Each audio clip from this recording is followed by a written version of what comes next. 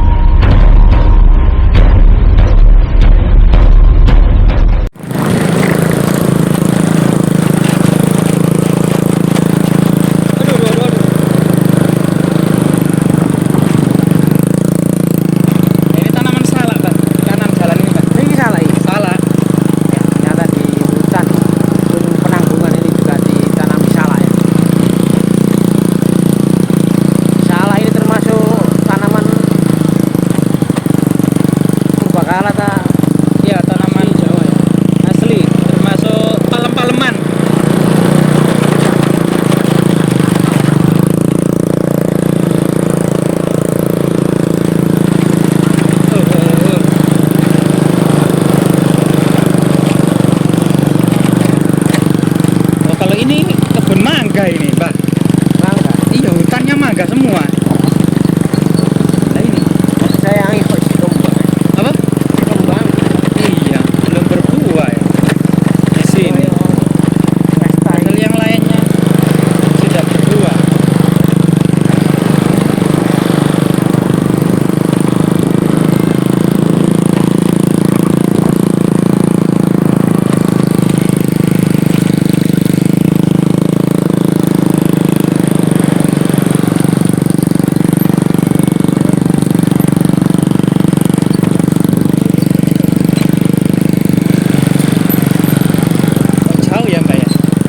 Masuknya itu ke pedalaman hutan. Jalannya itu tanah. Kelihatannya ini bisa dilalui cuma musim kemarau. Kalau musim hujan kelihatannya becek.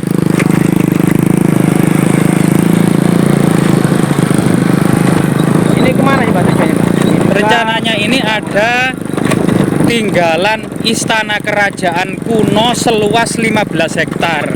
Penuh dengan bata kuno.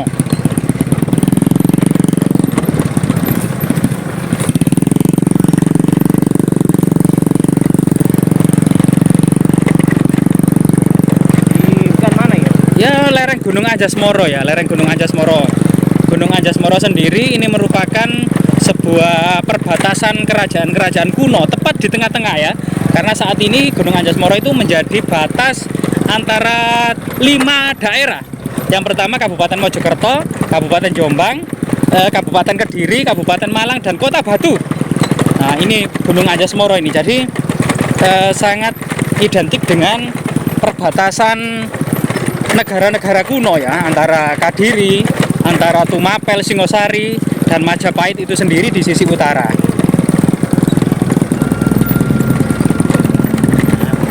Itu apa sih Bang? Pohon apa sih Bang? Kak kiri jalan nih Bang. Sengon yang putih-putih itu dah, yang abu-abu besar-besar ini dah. Nah ini hutan sengon, iya.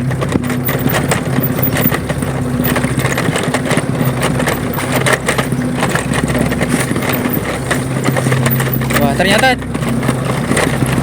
di luar dugaan kita. Kita kira tadi itu dekat dengan jalan raya, ternyata masuk pedalaman hutan yang agak jauh juga ini. Dan jalannya kondisinya seperti ini Pak ya. Batu-batuannya itu berwarna kecoklat-coklatan. Lah ini jejak dibakar Mbak. Kalau hutan jati biasanya itu bawahnya dibakar. Kenapa ya? Bukan, malah kok pohon jati itu kalau dibakar bawahnya itu ya, itu kualitas pohonnya itu semakin bagus Mbak. Nah jadi kalau hutan jati, kalau hutan sengon nggak boleh dibakar. Kalau hutan sengon dibakar, kulit kayu pohon sengon ikut terbakar, pohonnya mati. Kalau pohon jati beda. Pohon jati ini kuat, kulit kambiumnya itu sangat tebal. Api saja itu tidak tembus sampai. Jadi pohon jati pasti seperti ini. Hawanya kalau musim kemarau pasti dibakar. Nah, konon katanya di dalam hutan jati ini ada banyak struktur batu bata, tembok batu bata kuno ya. Mbak, ini seluas 15 hektar, Mbak. Jadi tinggalan kerajaan, tindangan istana kerajaan yang sangat misterius. Nah, kita juga jadi penasaran. Menurut penuturan warga dan kesaksian warga yang sering ya melewati hutan tersebut itu memang ada semacam kalau sore menjelang maghrib itu bunyi-bunyi gamelan gitu loh, Mbak. Jadi suara-suara kayak hiruk pikuk orang-orang zaman dulu gitu loh, Mbak.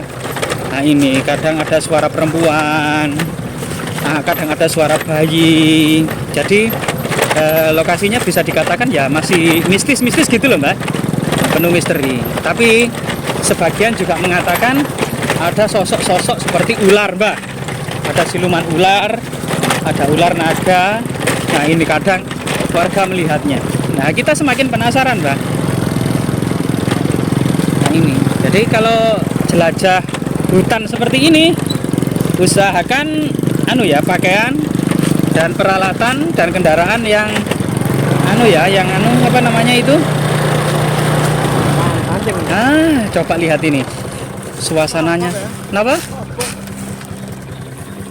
Kemudian saat ini menjadi perbatasan dari 5 daerah.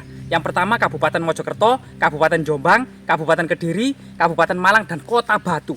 Dan di area yang diduga 15 hektar ini penuh dengan bongkahan dan struktur batu bata kuno. Batu bata kunonya sudah ditemukan. Artinya di sini adalah ada peradaban harta karun terpendam termasuk jejak tinggalan istana kerajaan kuno. Mari kita telusuri bersama-sama. Jadi lokasi ini adalah hutan jati yang cukup rindang dengan musim gugur dan jejak pembakaran dari daun-daun jati ini, sehingga kemudian artefak-artefaktual bermunculan setelah dibakar. Nah, jadi selain kemudian fragmen batu bata kuno yang terserak di mana-mana, gitu ya. Nah ini batu bata kuno, ada jejak kemudian jari-jari kecil, jari-jari mungil dari tangan-tangan leluhur kita. Nah ini, coba kita selain kemudian ada berbagai macam fragmen batu bata kuno ya, termasuk kemudian ada struktur batu alam. Nah disinilah ada struktur batu alam yang sangat misterius. Untung ya setelah kemudian memang masyarakat membakarnya ini, karena memang pohon jati itu diperkirakan kalau area semak belukar dan daun-daunnya ini dibakar, maka kualitas pohon jati ini semakin excellent, semakin perfect ya. Jadi ini selain kemudian fragmen batu bata kuno yang kita temukan juga, di sini ada semacam pecahan tembikar ya, banyak sekali pecahan tembikar kuno ini. Artinya ini ada wadah diduga merupakan bibir dari gentong, kendi, genuk, tempayan ya. Ini merupakan alat-alat yang digunakan sehari-hari pada masyarakat pada masa lalu ya. Dan di sini diduga memang ada semacam sesuatu yang sangat misterius. Pertama ada beberapa batu yang sangat misterius ya. Coba kita ungkap dan kita buka. Kemungkinan di bawah batu ini ada semacam tinggalan kuno yang disembunyikan. Nah hal ini kemungkinan juga ya, karena ada batu yang misterius, terutama di sini. Kemungkinan ini adalah juga peradaban kabuyutan ya, semacam menhir, dolmen, meja batu ya di sini. Jadi di sini ada struktur semacam batu dalam sebuah kombinasi yang sangat misterius. Ada beberapa diduga ini adalah semacam dolmen atau kubur batu juga ya. Nah ini batu pecah ini. Ini batu pecah yang mengumpul menjadi satu. Diduga lokasi ini dulu tempat para tetua desa atau pemuka ya, pemuka masyarakat pada masuk itu dalam memecahkan segala persoalan. Batu pecah ini sebagai simbol untuk memecahkan segala persoalan. Loh, kita ada pusaka kelihatannya, Mbah. Ini, Mbah, kayak terbuat dari logam gitu, Mbah. Logam yang sudah berkarat itu, Mbah. Ini apa logam sudah berkarat ya ini ya? Kayak semacam jejak tinggal karatan-karatan gitu ya. Nah, tinggal karatan logam itu. Jadi di sini juga ada yang batu yang sangat misterius. coba kita cari petunjuk semacam simbol-simbol yang ada di permukaan batu. Kemungkinan ada prasasti, ada simbol-simbol aneh. Selain ada beberapa banyak ya, ternyata batu gandek juga terserak di mana-mana. Batu yang bulat-bulat ini batu gandek ya, batu gandek penyebutannya dalam bidang arkeologi. Tepat aja kita kembalikan saja. Nah, ini juga batu yang misterius. Kemungkinan di bawahnya ada semacam sesuatu yang disembunyikan. Dan kita lihat batu ini apakah ada simbol-simbol aneh, jejak-jejak leluhur pada masa lalu ya. Nah, di sini biasanya ada batu drakon. Cuma ini ada kemungkinan simbol yang ditinggalan leluhur kita, ataukah ini sebuah jejak cekungan alami. Ini juga masih misterius karena memang batu drakon biasanya sangat kentara sekali jika dibandingkan dengan batu-batu yang lainnya. Namun kalau para netizen ya, para master semua masih kemudian pesimis bahwasanya lokasi ini merupakan batu alam dan hutan biasa saja. Nanti kita tunjukkan ya, menurut di beberapa lokasi di sana ini ada semacam struktur batu bata yang banyak sekali. Nah, ini kita coba menuju ke sana sambil perjalanan kita menikmati rindangnya hutan jati, hutan pohon jati yang sangat rindang ini ya. Pohon jati ini, Pak Rus, kalau pohon jati sebesar ini itu kira-kira umurnya berapa Pak Rus ini? Berapa tahun? Sekitar 10 sampai 15 saja, 10 sampai 15 tahun lah. Jadi pohon jati itu memang pohon yang sangat umurnya sangat panjang. Jadi sebesar ini katanya Pak Rus, salah satu kemudian channel kita ya, teman kita Mblentreng Channel, ini sudah berumur antara 10 sampai 15 tahun. Kalau pohon sengon yang berumur segitu itu mungkin sudah besar sekali ya, sudah besar sekali karena ini pohon jati itu memang pohon umurnya sangat panjang sekali. Dan biasanya pohon jati ini pada masa kerajaan ini merupakan bahan baku pembuatan kapal. Kapal-kapal Jawa ini pada masanya ini seperti di relief Candi Borobudur akan terlihat kapal layar, beberapa cadik ya, kiri kanan cadik, ini ciri khas kapal-kapal Jawa. Di relief Candi Borobudur itu yang dibangun sekitar tahun 778 Masehi ya. Ini abad ke-8 Masehi loh. Ketika Eropa itu belum memiliki kapal-kapal raksasa. Ketika kapal-kapal Arab itu masih kecil, dan beberapa yang bisa menandingi kapal-kapal Jawa itu kemungkinan kapal-kapal Tiongkok ya. Tapi dari segi kualitas kayu jati dan kualitas kapal-kapal Jawa ini menandingi kapal-kapal yang ada di peradaban dunia. Karena satu-satunya peradaban kuno yang besar dengan kapal-kapal dan navigasi yang canggih adalah di Jawa tropis ya, di tropis. Satu-satunya negara dengan peradaban tinggi di tropis adalah Jawa. Yang lainnya itu subtropis ya, rata-rata di India, di Tiongkok itu rata-rata subtropis, sehingga di sana itu dikenal adanya musim salju.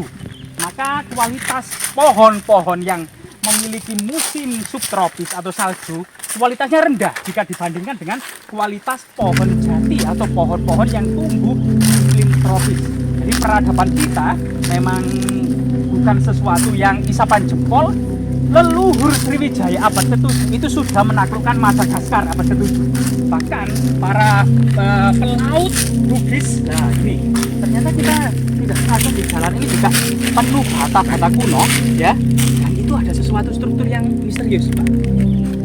Batu bata kuno ini ketebalannya itu 8 cm, mengingatkan pada bata kuno abad ke-11 Masehi. Ada sesuatu yang misterius di sini. Selain memang di sini ada semacam pecahan fragmen tembikar ya. Nah, ini ada sebuah tumbukan yang diduga penuh dengan batu-batu kuno. Ada semacam gandek ya. Ada ini batu yang sangat misterius yang tertumpuk buat semacam gandek atau batu bulat ya. Batu bulat, batu gandek ya. Beberapa logam juga yang kita temukan, tinggal itu semacam karatan-karatannya itu banyak. Yang sangat misterius. Kembali lagi pada peradaban Melayu dan peradaban Nusantara, penakluk samudra. Pada masa abad ke-1 sebelum Masehi, 500 sebelum Masehi, sebenarnya orang-orang Melayu Polinesia ini penakluk samudra. Suku-suku di Korea, di Taiwan, sampai Madagaskar di Australia, Kepulauan Paskah di dekat Amerika Serikat, sampai Madagaskar ya di tadi Tasmania di Australia ya, sampai Madagaskar di sebelah timur Afrika. Ini semuanya menggunakan bahasa dan ras Melayu Polinesia. Artinya kita satu-satunya bangsa penakluk samudra. Jadi nenek moyang kita adalah pelaut. Ini sebuah ungkapan yang bukan isapan jempol tapi sangat realistis. Lah, disinilah kita menemukan struktur tembok istana kerajaan. Bersap-sap jika ke sana sampai sana, ini 1, 2, 3, 4. Ini adalah sap atau tembok istana kerajaan kuno yang semuanya menggunakan batu bata era abad ke-11 Masehi. Bisa jadi diduga peradaban Medang Kamulang, keturunan Empu Sendok dan keluarganya ini membangun istana di atas bukit ini. Jadi batu-batu bata di sini semuanya murni dan tidak ada yang bervariasi, ukurannya semuanya tebal, abad ke-10 ke-11 Masehi. Masa Empu Sendok, masa Airlangga. Artinya ini jauh, sekitar 300 tahun sampai 400 tahun sebelum berdirinya Singosari dan Kerajaan Majapahit. Ini ada jejak peradaban kuno. Dan ini tentu harus didukung oleh sumber prasasti. Semoga kita ke depannya ini dieskavasi, ditemukan prasasti yang mengungkap jejak peradaban ini. Ini adalah tembok batu bata. Bisa jadi ini semacam benteng pertahanan perang pada masa kerajaan kuno. Bagaimana situs Beting yang ada di Lumajang. Lah, di sini ada petunjuk yang lain. Pipisan. Nah, kita menemukan pipisan. Nah, pipisan di sini juga relatif kecil, berbeda dengan pipisan era kerajaan Singosari dan Majapahit. Diduga pipisan ini memang pipisan abad ke-11 Masehi atau abad ke-10 Masehi ya. Nah, ini luar biasa sekali. Coba kita cari artefak-artefak yang penting lainnya. Nah, ini struktur batu bata ini sangat kuat sekali. Jadi untung pertanian hutan jati ini pada puncak musim kemarau ini sudah dibakar, sehingga kemudian semak belukar itu terbakar dan daun-daun terbakar. Kita akan bisa lihat bahwa di sini ada semacam benteng istana kerajaan kuno yang berbentuk sekitar persegi ya, sekitar berukuran ini ada berlapis-lapis, sekitar ukurannya ini kalau nggak salah ini sekitar 50 meter kali 50 meter persegi. 50 kali 50 meter sekitar 250 meter persegi bagian dalam ya, kemungkinan yang luar sekitar bisa jadi 100 kali 100 meter persegi atau mungkin seluas memang 15 hektar. Dan ini hanya bisa diidentifikasi bukan pemukiman rakyat jelata, bukan pemukiman masyarakat biasa, melainkan struktur tembok batu bata ini adalah pemukiman elit kerajaan pada waktu itu dengan ketebalan batu batanya yang semuanya 8 cm ini. Diduga ini merupakan istana kerajaan kuno abad ke-10 atau 11 Masehi. Semoga kemudian segera ditinjau, terutama menginspirasi, termotivasi. Jasmira, jangan sekali-kali melupakan sejarah.